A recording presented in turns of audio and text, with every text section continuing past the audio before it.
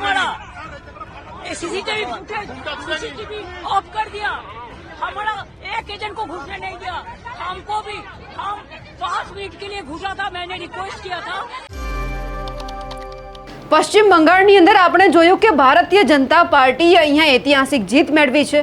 મમતા દીદીનું જે 15 વર્ષનું રાજ હતું એમને સમાપ્ત કરી દીધું છે ભારતીય જનતા પાર્ટીએ। પણ આ બધાની વચ્ચે મમતા દીદી મેદાનમાં આવ્યા છે અને આક્ષેપ કરી દેવામાં આવ્યો છે કે અમને મારવામાં આવ્યો છે અને ક્યાંય પણ અમને જવા દેવામાં નથી આવ્યા। હવે કોના ઉપર આક્ષેપ કર્યો છે તેમની ચર્ચા કરીએ। નમસ્કાર, આપ જોઈ રહ્યા છો નિર્ભય ન્યૂઝ અને હું છું આપની સાથે રિદ્ધિ। ગુજરાતની અંદર જ્યારે સ્થાનિક સ્વરાજ્યની ચૂંટણી હતી ત્યારે પણ ચર્ચા એ થતી હતી કે ભારતીય જનતા પાર્ટીએ એવું તો શું કર્યું કે આખા ગુજરાતની અંદર ભગવો લહેરાયો। પછી દેશની અંદર 5 રાજ્યોની વિધાનસભાની ચૂંટણીનું પરિણામ આપણે જોયું। પશ્ચિમ બંગાળની અંદર જ્યારે 15 વર્ષથી દીદીનું શાસન હતું એમનો ભારતીય જનતા પાર્ટીએ અંત લાવી દીધો ત્યારે પણ ચર્ચા થઈ કે અહીંયા તો એવું ભારતીય જનતા પાર્ટીએ શું કર્યું કે ભાજપ જીતી ગયું।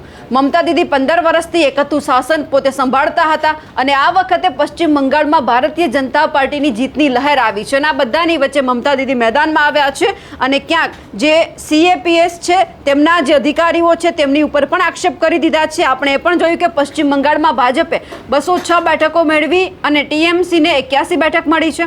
આ શરમજનક હાર વચ્ચે મુખ્યમંત્રી જે મમતા બેનર્જી અત્યાર સુધી હતા તેમણે સીધો જ આક્ષેપ છે એ સુરક્ષા માટે તૈનાત CAPF અને ચૂંટણી પંચ પર લગાવી દીધો છે। મમતા દીદીએ એવો પણ દાવો કર્યો છે કે તેમના પર હુમલો કરવામાં આવ્યો અને તેમના કાર્યકરોને મતગણતરી કેન્દ્રોમાં પ્રવેશવામાં દેવામાં પણ ન આવ્યા।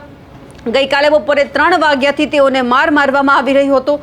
CRPFના જવાનોએ મને ધક્કો માર્યો અને લાત પણ મારી છે। મતગણતરી કેન્દ્રોના CCTV કેમેરા પણ બંધ કરી દેવામાં આવ્યા છે અને અમારા એક પણ એજન્ટને અંદર નથી જવા દીધો તેવા પણ આક્ષેપ કરવામાં આવ્યા છે। આ સાથે જ તેમણે એવી પણ વાત કરી છે કે હું પોતે 5 મિનિટ માટે અંદર ગઈ હતી અને વિનંતી કરી હતી કે અમારા એજન્ટને અંદર આવવા દો અને મેં મુખ્ય અધિકારી અને મનોજ અગ્રવાલને ફરિયાદ પણ કરી છે પણ કોઈ જ કાર્યવાહી અહીં નથી કરવામાં આવી। પોતાની હાર ન પચાવી શકનાર મમતા બેનર્જી આ પરિણામોને અનૈતિક ગણાવ્યા છે અને કહી દીધું છે કે ભાજપે 100થી વધુ બેઠકો લૂંટી લીધી છે। ચૂંટણી પંચે ભાજપની કઠપૂતળી બનીને કામ કરી રહ્યું છે। વડાપ્રધાન, ગૃહમંત્રી, ચૂંટણી પંચ અને કેન્દ્રીય દળોએ સાથે મળીને જે કર્યું છે તે સંપૂર્ણપણે ગેરકાયદેસર છે। આ કોઈ જીત નથી, આ ખુલ્લી લૂંટ છે। આ બધાની વચ્ચે મમતા બેનર્જીનો એક વિડીયો છે તે પણ વાયરલ થઈ રહ્યો છે જેમાં તેઓ ખુલ્લેઆમ બોલી રહ્યા છે કે એમને મારવામાં આવ્યા છે। હવે તેઓ શું કહી રહ્યા છે તે પણ સાંભળીએ।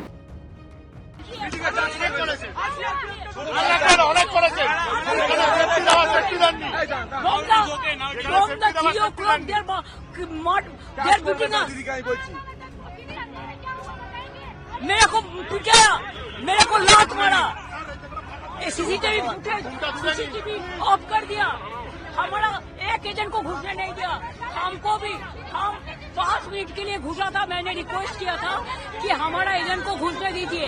DO assured me they will be allowed. After that he is not available, nobody is available, but I complained everywhere. কাজ করবেন না দিদি। ওকে ম্যাম, ওকে দিদিকে চার্জ করেছে, অনেক করেছে, সেফটি দেওয়া, সেফটি দেননি।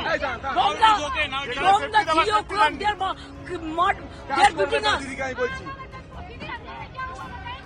मेरे को पिटाया, मेरे को लात मारा, सीसीटीवी ऑफ कर दिया, हमारा एक एजेंट को घुसने नहीं दिया, हमको भी हम 5 मिनट के लिए घुसा था, मैंने रिक्वेस्ट किया था कि हमारा एजेंट को घुसने दीजिए। DO assured me they will be allowed. After that he is not available, nobody is available, but I complained everywhere. কাজ করবেন না দিদিকে। ওকে ম্যাম, ওকে। મમતા બેનર્જીએ જે આક્ષેપ કર્યા છે તમને શું લાગે છે આ વખતે પશ્ચિમ બંગાળની અંદર ભારતીય જનતા પાર્ટી કઈ રીતે જીતી? 15 વર્ષનું જે દીદીનું શાસન હતું તેમનો કઈ રીતે ભારતીય જનતા પાર્ટી અંત લાવ્યો? અમને કમેન્ટ કરીને ચોક્કસથી જણાવજો। સાથે જ અમારી નિર્ભય ન્યૂઝ ચેનલને લાઇક, શેર અને સબસ્ક્રાઇબ કરવાનું ભૂલશો નહીં। નમસ્કાર।